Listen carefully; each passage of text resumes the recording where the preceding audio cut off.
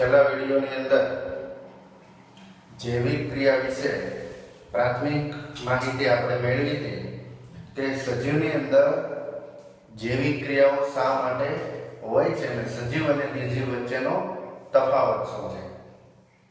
હવે આજે આપણે આ લેક્ચરની અંદર જૈવિક ક્રિયાઓની અંદર જૈવિક ક્રિયાઓ સજીવ માટે શા માટે જરૂરી હોય છે અથવા તો જૈવિક ક્રિયાઓ સજીવો શું કામ બતાવે છે.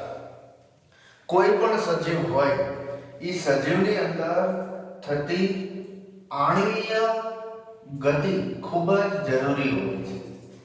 હવે પહેલા મારે તમને એ કહેવું પડશે આણ્વીય ગતિ એટલે શું. સામાન્ય તમને માહિતી ખબર છે કે પરમાણુઓ હોય, પરમાણુઓનો સમૂહ છે અણુ છે. પરમાણુઓ ભેગા થઈને આ આપણું કેમેસ્ટ્રી છે કે પરમાણુઓનો સમૂહ અથવા તો પરમાણુઓ ભેગા થઈને શેનું સર્જન કરે છે? અણુઓનું નિર્માણ કરે છે.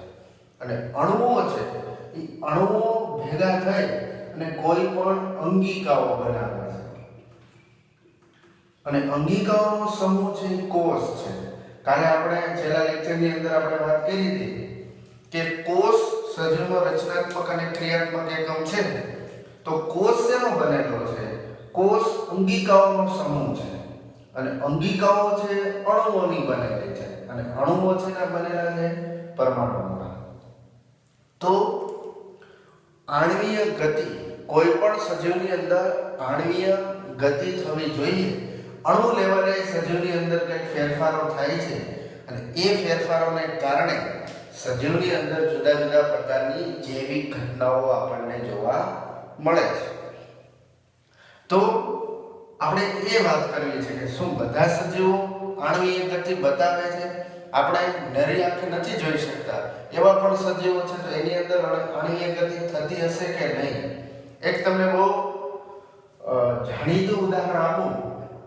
અત્યારે આપણે જે કોરોના વાયરસની વાત કરી છે, વાયરસ કોઈ પણ હોય, સામાન્ય રીતે એને વિષાણુ કહેવાય. જો શબ્દ યાદ રાખવાનો છે, વાયરસ માટે વાયરસ છે ઇંગ્લિશ શબ્દ છે, વિષાણુ છે ગુજરાતી શબ્દ છે. એટલે વાયરસને વિષાણુ કહેવાય. અને એવી જ રીતે સાથે સાથે તમને કહી દઉં કે બેક્ટેરિયા છે એ બેક્ટેરિયા ઇંગ્લિશ વર્ડ છે, એને જીવાણુ કહેવાય ગુજરાતીની અંદર. તો વાયરસ એક એવા પ્રકારનો સજીવ છે કે વાયરસની અંદર આપણને સામાન્ય રીતે શું હોય કે સજીવ એટલે કોઈ પણ અવસ્થાની અંદર જીવંત અવસ્થામાં હોય, કોઈ પણ કન્ડિશનની અંદર એની અંદર કોઈને કોઈ જૈવિક ક્રિયાવિધિ થતી હોય તો જ આપણે એને સજીવ કહીએ. એ જાગતો હોય તોય ભલે અને સૂતા હોય તોય ભલે, કોઈ પણ સજીવ હોય એની અંદર જૈવિક ક્રિયાવિધિ થતી હોય તો જ આપણે એને સજીવની અંદર ગણીએ છીએ. પરંતુ વાયરસ એક એવા પ્રકારનો સજીવ છે કે જેની અંદર જ્યારે એ કોઈ પણ કોષની બહાર હોય,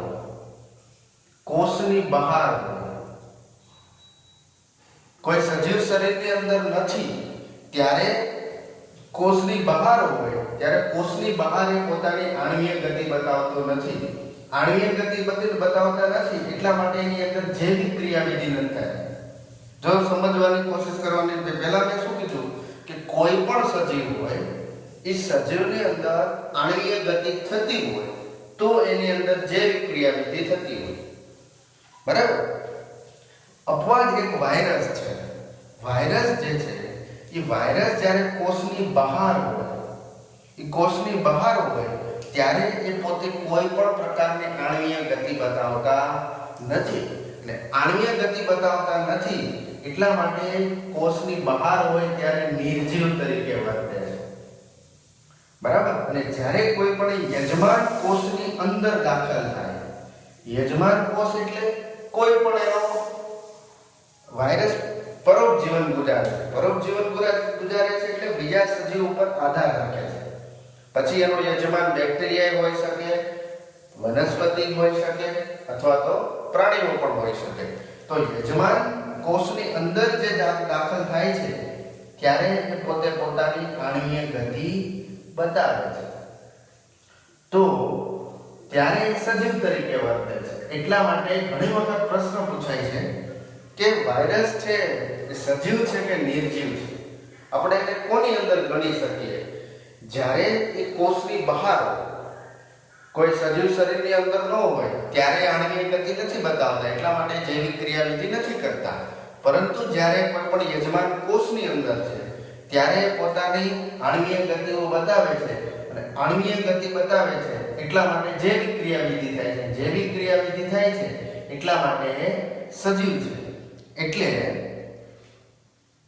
વાયરસ જે છે એ વાયરસને નિર્જીવ અને સજીવ વચ્ચેની જોડતી કડી ગણવામાં આવે છે. નિર્જીવમાંથી તમારે સજીવ તરફ જવું હોય તો વચ્ચેનો ઇન્ટરમીડિયેટ કોણ આવે છે? વચ્ચેનો ઇન્ટરમીડિયેટ વાયરસ આવે છે. વાયરસ એક એવા પ્રકારનો સજીવ છે કે જે નિર્જીવ અને સજીવને જોડતી કડી ગણાય છે. તો આ વાત થઈ જુદા જુદા સજીવોની, કે સજીવોની અંદર થતી જુદી જુદી જૈવિક ક્રિયાવિધિઓ છે.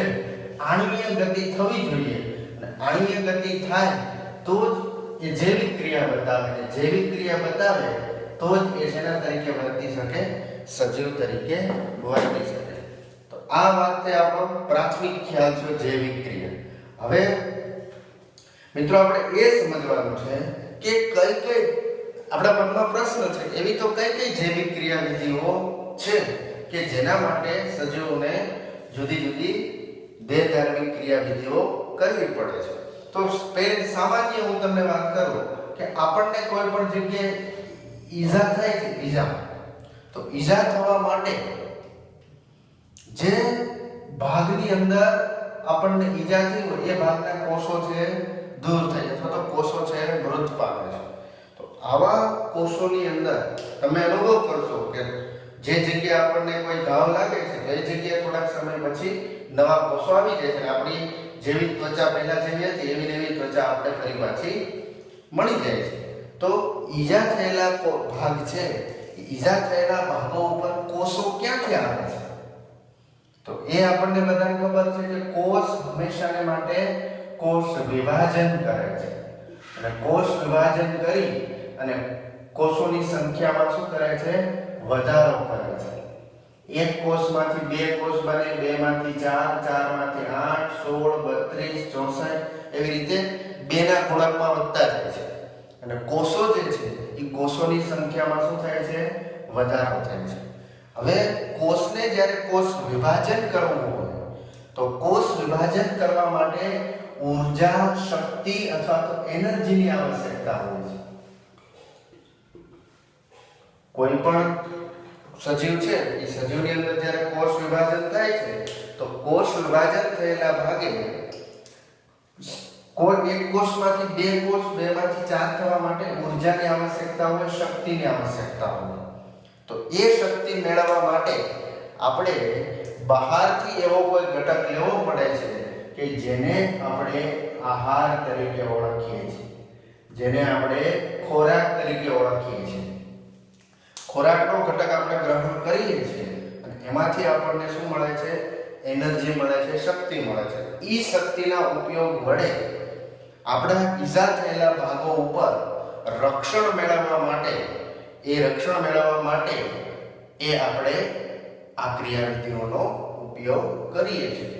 જૈવિક ક્રિયા એટલે ટૂંકમાં શું કે જીવિત સજીવની અંદર થતી જેટલી બધી જૈવ રાસાયણિક ક્રિયાવિધિઓ છે, જેટલી બધી દેહધાર્મિક ક્રિયાવિધિઓ છે, એ દેહધાર્મિક ક્રિયાવિધિઓને આપણે જૈવિક ક્રિયાઓ તરીકે ઓળખીએ છીએ.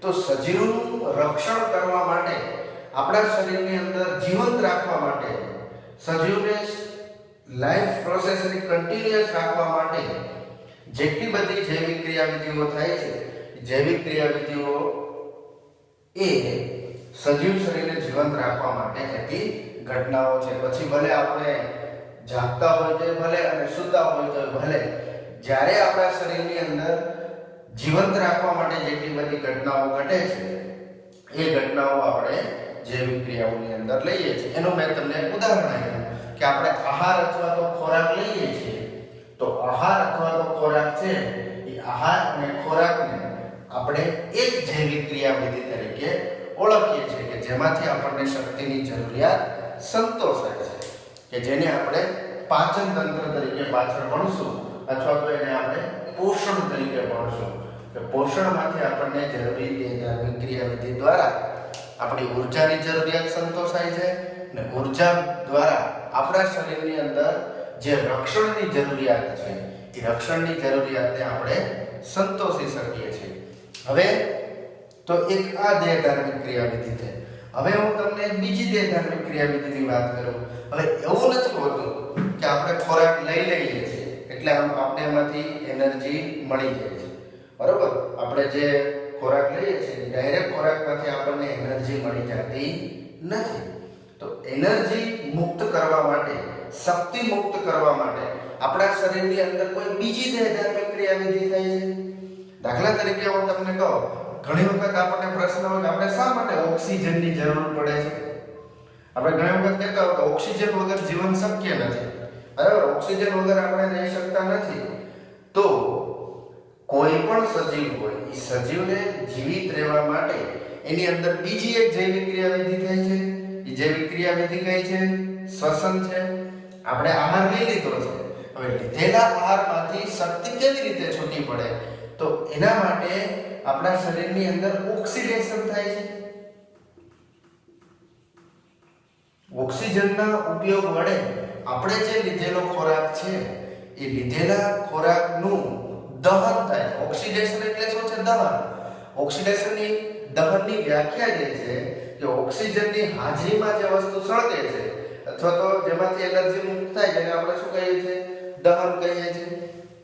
તો ઓક્સિડેશન ઓક્સિજનની શક્તિ વડે અથવા તો ઓક્સિજનના ઉપયોગ વડે આપણે જે લીધેલો ખોરાક છે એ લીધેલા ખોરાકનું શું થાય છે?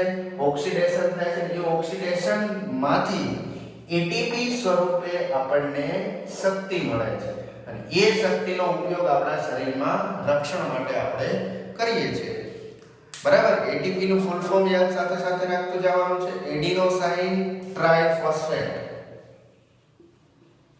Adenosine triphosphate. ફોસ્ફેટના 3 સમૂહો હોય છે એડિનોસાઇન સાથે, બરાબર? એટલે એડિનોસાઇન ટ્રાઇફોસ્ફેટ. તો એ એટીપી નું ફૂલ ફોર્મ છે કે શક્તિ મુક્ત કરવા માટે. એવું નથી કે ખાલી આપણે ખોરાક લઈ લીધો એટલે આપણે એનર્જી મુક્ત થઈ ગઈ, આપણે શક્તિ મળી ગઈ. શક્તિ આપણને ત્યારે જ મળે છે કે જ્યારે આપણે શ્વસનની ક્રિયાવિધિ દ્વારા ઓક્સિજન ગ્રહણ કરીએ અને એ ઓક્સિજન વડે આપણો જે ખોરાકનો ઘટક છે, આપણો જે આહારનો ઘટક છે, એ આહારના ઘટકનું ઓક્સિડેશન થાય અને ઓક્સિડેશન થઈ અને શક્તિ છૂટી પડે. એ છૂટી પડતી શક્તિ એટીપી સ્વરૂપે સંગ્રહિત થાય અને આ એટીપી જે છે એ એટીપી નો ઉપયોગ આપણે શરીરની અંદર થતી જુદી જુદી ક્રિયાવિધિઓ, શરીરની અંદર થતા જુદા જુદા રક્ષણ માટે આપણે આ એટીપી નો ઉપયોગ કરી શકીએ. તો આ બીજી આપણી દેહધાર્મિક ક્રિયાવિધિ છે. પછી હવે આપણા શરીરના જુદા જુદા કોષો હોય, દરેક કોષોને એનર્જીની જરૂરિયાત હોય. તો જે શક્તિ જે છે એ શક્તિ આપણને મળે છે તો એ શક્તિ દરેક કોષ સુધી પહોંચાડવા માટે આપણા શરીરની અંદર એક બીજી જૈવિક ક્રિયાવિધિ થાય છે અને એ જૈવિક ક્રિયાવિધિ કઈ છે? તો કે રુધિરાભિસરણ તંત્ર અથવા તો પરિવહન તંત્ર. રુધિરાભિસરણ તંત્ર આપણા શરીરની અંદર 24 કલાક અને 7 દિવસ એટલે કે આજીવન, જ્યાં સુધી કોઈ પણ સજીવ જીવિત રહે છે ત્યાં સુધી એના શરીરની અંદર રુધિર પરિવહન પામ્યા કરે છે. રુધિર સતત કન્ટિન્યુઅસ ફરતું હોય છે. શેના માટે હોય છે? તો આપણે લીધેલો જે ખોરાક છે એ ખોરાક નાના આંતરડાની અંદર જાય છે અને નાના આંતરડામાંથી એ રુધિરમાં ભળે છે. એવી જ રીતે આપણે જે શ્વસનની ક્રિયાવિધિ દ્વારા જે ઓક્સિજન લઈએ છીએ એ ઓક્સિજન ફેફસા થ્રુ રુધિરની અંદર ભળે છે. ઓક્સિજન અને ખોરાકનો બંને જે ઘટકો છે એ બંને ખોરાકના ઘટકોને અને ઓક્સિજનને દરેક કોષ સુધી પહોંચાડવો આવશ્યક છે. કારણ કે હમણાં મેં શું કીધું કે કોષને કોષ વિભાજન માટે શક્તિની જરૂર હોય. તો દરેક કોષને શક્તિની ડિમાન્ડ હોય. તો દરેક કોષ પાસે શક્તિ બને, દરેક કોષને શક્તિ મળી રહે એના માટે ખોરાક અને ઓક્સિજન, આહાર અને ઓક્સિજન એ બંને દરેક કોષ સુધી પહોંચાડવો જરૂરી છે. અને એ કોના દ્વારા પહોંચે છે? આપણા શરીરની અંદર જે પરિવહન પામતું પ્રવાહી છે, એ પ્રવાહી રુધિર, એ રુધિર મારફતે દરેક કોષ સુધી આ ઘટકો આપણા પહોંચે છે. તો આ એક ત્રીજી જૈવિક ક્રિયાવિધિ છે, રુધિરાભિસરણ તંત્ર.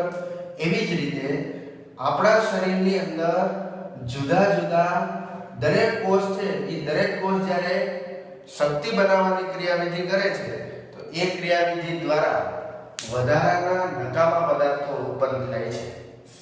બિનજરૂરી ઘટકો આપણા શરીરની અંદર ઉત્પન્ન થાય છે. દાખલા તરીકે તમને બધાને ખબર છે CO2, બરાબર, કાર્બન ડાયોક્સાઇડ છે, એ આપણા માટે જરૂરી ને. આપણે ઉચ્છ્વાસની ક્રિયાવિધિ મારફતે CO2 નો ત્યાગ કરીએ છીએ, તો એ ઘટકો બિનજરૂરી છે. તો આવા બિનજરૂરી ઘટકોનો નિકાલ પણ આપણા શરીરમાંથી થવો જોઈએ. એ સિવાય બીજું તો મૂત્ર સ્વરૂપે આપણે જે વધારાના ઘટકોનો ત્યાગ કરીએ છીએ, તો એ પણ આપણા શરીર માટે બિનજરૂરી ઘટકો છે. તો એનો નિકાલ કરવા માટે આપણા શરીરની અંદર એક અલગ પ્રકારનું બીજું તંત્ર છે, અથવા તો અલગ પ્રકારની જૈવિક ક્રિયાવિધિ છે. એ જૈવિક ક્રિયાવિધિ કઈ છે? ઉત્સર્જક છે. તો આવી રીતે જેટલી બધી જૈવિક ક્રિયાવિધિઓ થાય છે, જૈવિક ક્રિયાવિધિઓ એક અને માત્ર એક જ હેતુ માટે હોય છે કે સજીવની કોઈ પણ સજીવ એ કોઈ પણ સજીવને રક્ષણ મેળવવા માટે થતી ક્રિયાવિધિઓ છે. મેં તમને પહેલા કીધું એમ કે બધી ઘટનાઓ આપણે જાગતા હોય તોય ભલે અને સૂતા હોય તોય ભલે, એ બધા કેસની અંદર આ ક્રિયાવિધિઓ શરૂ છે. એવું ક્યારેય નથી બનતું કે આપણે સૂતા હોય ત્યારે આપણું પરિવહન તંત્ર બંધ હોય, આપણે સૂતા હોય ત્યારે આપણા શરીરની અંદર એનર્જી ન બનતી હોય, એવું હોતું નથી. એક જ હેતુ છે કે શરીરને રક્ષણ મળી રહે, અને રક્ષણ મેળવવા માટે આપણા શરીરની અંદર થતી જેટલી બધી જૈવિક ક્રિયાવિધિઓ છે, એ બધી જૈવિક ક્રિયાવિધિઓ આપણે આની અંદર સમાવેશ કરીએ છીએ. તો આ એક ચાર મેં તમને જુદા જુદા પ્રકારની જૈવિક ક્રિયાવિધિઓની વાત કરી. હવે આગળ એક જૈવિક ક્રિયાવિધિની વાત કરીએ. તો દાખલા તરીકે આપણા શરીરની અંદર થતી જેટલી બધી ક્રિયાવિધિઓ છે, એ બધી ક્રિયાવિધિઓની અંદર કોઈ કંટ્રોલની આવશ્યકતા હોય, કોઈ નિયમન હોવું જોઈએ. જો એક વસ્તુ યાદ રાખવાની છે કે વનસ્પતિ છે, એ વનસ્પતિની વૃદ્ધિ જીવન પર્યત હોય, આજીવન વૃદ્ધિ પામે. એનું જેટલું આયુષ્ય હોય ત્યાં સુધી એના કદમાં સતત વધારો થતો હોય. પરંતુ પ્રાણીઓ છે, એ પ્રાણીઓની અંદર વૃદ્ધિ મર્યાદિત હોય. મર્યાદિત એટલે અમુક ઉંમર સુધી વૃદ્ધિ થાય, પછી એની વૃદ્ધિ થતી નથી. દાખલા તરીકે હું તમને કહું કે કોઈ વ્યક્તિ છે, મનુષ્યનું ઉદાહરણ લઈએ આપણે, તો મનુષ્યની વૃદ્ધિ છે તો 20 થી 25 વર્ષ સુધી વૃદ્ધિ થાય, પછી એના કદમાં વધારો થતો નથી. જો એવું હોય તો 100 વર્ષ સુધી એની કેટલી ઊંચાઈ વધી જાય, પણ એવું બનતું નથી. એવી રીતે બધા પ્રાણીઓની અંદર હોય કે પ્રાણીઓની વૃદ્ધિ મર્યાદિત હોય, વનસ્પતિની વૃદ્ધિ જીવન પર્યત હોય. તો આ વૃદ્ધિની જે ઘટના છે, એ વૃદ્ધિની ઘટનાને નિયંત્રિત કરવા માટે કોઈ આપણા શરીરની અંદર કંટ્રોલ સિસ્ટમ હોવી જોઈએ કે જેના દ્વારા આ વસ્તુ છે નિયંત્રણમાં રહે. હવે એને કેમ ખબર પડે કે હવે કોષ વૃદ્ધિ, મેં શું કીધું, વૃદ્ધિ કોનું ફળ છે? કોષ વિભાજન. કે કોષ વિભાજન થાય એટલે વૃદ્ધિ થાય, કારણ કે કોષોની સંખ્યા વધે. તો હવે વનસ્પતિમાં જીવન પર્યત વૃદ્ધિ થવી, પ્રાણીમાં મર્યાદિત વૃદ્ધિ થવી, એના માટે આપણા શરીરની અંદર કોઈ નિયંત્રણ તંત્ર હોવું જોઈએ કે જેના દ્વારા એ વસ્તુનું આપણે નિયંત્રણ કરી શકીએ. તો એના માટે આપણા શરીરની અંદર એક બીજી જૈવિક ક્રિયાવિધિ થાય, અને એ જૈવિક ક્રિયાવિધિ એટલે ચેતાતંત્ર. ચેતાતંત્ર દ્વારા આપણા શરીરની અંદર થતી જેટલી બધી જૈવિક ક્રિયાવિધિઓ છે, જૈવિક ક્રિયાવિધિ ઉપર કંટ્રોલ સિસ્ટમ છે કે જેને શું કરે છે? નિયંત્રણમાં રાખવાનું કામ કરે છે. જેટલી આપણા શરીરને ડિમાન્ડ હોય એ મુજબ બધા તંત્રો વ્યવસ્થિત કામ કરી શકે, એના માટે આપણા શરીરની અંદર ચેતાતંત્ર હોય. તો આવી રીતે ઘણી બધી જૈવિક ક્રિયાઓ છે, એ જૈવિક ક્રિયાઓ આપણા શરીરની અંદર થતી હોય છે કે જેના દ્વારા આ નિયંત્રણ પોસિબલ બને છે. એવી જ રીતે એક અલગ પ્રકારની જૈવિક ક્રિયાવિધિ છે હલનચલન અને પ્રચલન. બરાબર, હલનચલન અને પ્રચલન. હવે આપણા શરીરની સ્થિતિની અંદર જે ફેરફાર કરીએ, હલનચલન અને પ્રચલન, તો એ એક અલગ પ્રકારની જૈવિક ક્રિયાવિધિ છે. હવે પહેલા તો એ સમજવાનું છે કોને હલનચલન કહેવાય અને કોને પ્રચલન કહેવાય. બે શબ્દ સાથે બોલાય છે કારણ કે એકબીજા સાથે સંકળાયેલી ઘટનાઓ છે. શરીર, કોઈ પણ સજીવ શરીર હોય, એ સજીવ શરીરની સ્થિતિમાં થતો ફેરફાર, સ્થિતિમાં થતા ફેરફારને હલનચલન કહેવાય. એટલે દાખલા તરીકે આપણે હાથની અંદર હલનચલન કરીએ, હાથની અંદર ફેરફાર કરીએ છીએ, હું લખું છું તો સ્થિતિની અંદર ફેરફાર થાય છે. તો સ્થિતિની અંદર થતા ફેરફારને શું કહેવાય? હલનચલન કહેવાય. અને સ્થાનમાં થતા ફેરફારને પ્રચલન કહેવાય. એક જગ્યાએથી તમે બીજી જગ્યાએ જાઓ છો, આપણે ઘરેથી સ્કૂલે જઈએ છીએ તો આપણે સ્થાનમાં ફેરફાર કરીએ છીએ.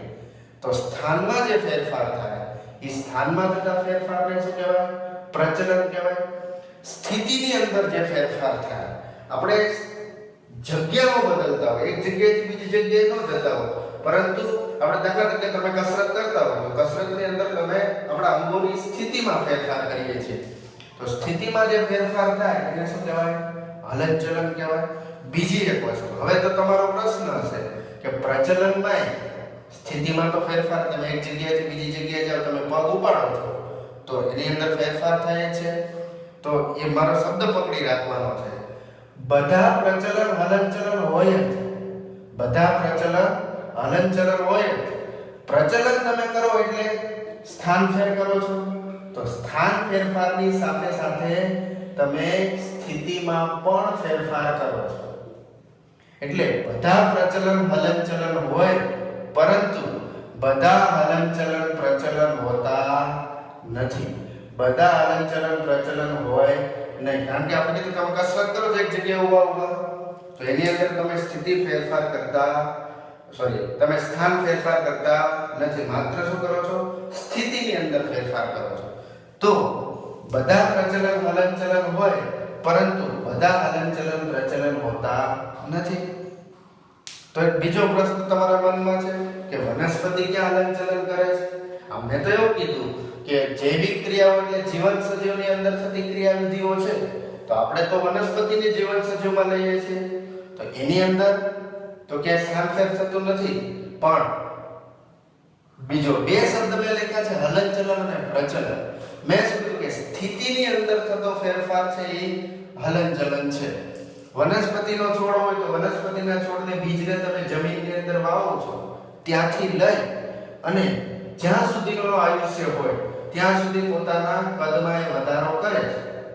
તો વધારો કરે છે એટલે વનસ્પતિની અંદર થતી જે વૃદ્ધિ છે, એ વૃદ્ધિ એનું શું બતાવે છે?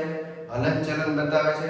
તમે લજામણીનું પર્ણ જોયું છે? લજામણીના પર્ણને પહેલા જ્યારે તમે ટચ ન કર્યો ત્યારે ખુલ્લું હોય, પણ જેવું તમે ટચ કરો એટલે બીડાઈ જાય છે. તો એને પોતાની સ્થિતિમાં ફેરફાર કર્યો, અને સ્થિતિમાં ફેરફાર કર્યો તો એને શું કહેવાય? હલનચલન કહેવાય. કોઈ મોટા વૃક્ષ હોય તો મોટા વૃક્ષની ડાળી જે અવસ્થાની અંદર હોય અને તમે એને હાથથી ખેંચો તો એની સ્થિતિમાં ફેરફાર થાય છે. તો સ્થિતિમાં ફેરફાર થાય એટલે શું થયું? એક પ્રકારનું હલનચલન થયું. જમીન ઉપર પથરાયેલી વનસ્પતિ હોય તો એ શું કરે છે? જમીન ઉપર પોતાનો ફેલાવો વધારતી જાય છે, પ્રસરતી જાય છે. તો એ સ્થાનમાં ફેરફાર કરે છે, એક જગ્યાએથી બીજી જગ્યાએ. ભલે મૂળ તંત્ર એના જમીન સાથે જોડાયેલું રહે છે, પરંતુ એની શાખાઓ છે, એ શાખાઓ એની પથરાયેલી રહે છે. તો એ પોતાના શું કરે છે? સ્થાનમાં ફેરફાર કરે છે. તો આવી રીતે એક બીજી જૈવિક ક્રિયાવિધિ છે કે હલનચલન અને પ્રચલન છે. એ શું કામ થાય છે? એ જીવિત રહેવા માટે થાય છે. કે કોઈ પણ સજીવને જીવિત અવસ્થાની અંદર રહેવું છે તો એની અંદર હલનચલન અને પ્રચલન થવું જોઈએ. મેં તમને કીધું કે રુધિર આપણા શરીરની અંદર 24 દિવસ અને 24 કલાક અને 7 દિવસ ફરે છે, તો એ કન્ટિન્યુઅસ ફરે છે, પોતાની સ્થિતિ ફેર કરે. તો સ્થિતિ ફેર શું કામ કરે છે? એ જીવંત રહેવા માટે, દરેક સજીવને શક્તિ, દરેક કોષને શક્તિ પૂરી પાડવા માટે. તો એ જૈવિક ક્રિયાવિધિ છે. તો આવી રીતે ટૂંકમાં જૈવિક ક્રિયાવિધિઓ છે એ કોઈ પણ સજીવના રક્ષણના હેતુ માટે હોય છે, અને રક્ષણનું કાર્ય થતું રહે એના દ્વારા જે જૈવિક ક્રિયાવિધિઓ થતી હોય. તો અહીંયા સુધીની વાત છે એ આપણે આ લેક્ચરની અંદર કરશું. આવતા લેક્ચરની અંદર આપણે પહેલી જૈવિક ક્રિયાવિધિ પોષણ, આવી રીતે બધી આપણે વન બાય વન ભણવાના છે. મેં તમને જેમ પહેલા કીધું કે પોષણ, મેં એવી જ રીતે ક્રમમાં તમને કીધું, પહેલા પોષણ, શ્વસન, રુધિરાભિસરણ, ઉત્સર્જન, પછી ચેતાતંત્ર અને હલનચલન અને પ્રચલન. તો વન બાય વન છે એ આપણે આગળ વધારે ડિટેલમાં આવતા લેક્ચર્સમાં ભણશું. આવતા લેક્ચરમાં આપણે પોષણ વિશેની વાત કરશું. ઓકે વિદ્યાર્થી મિત્રો, આભાર. Thank you.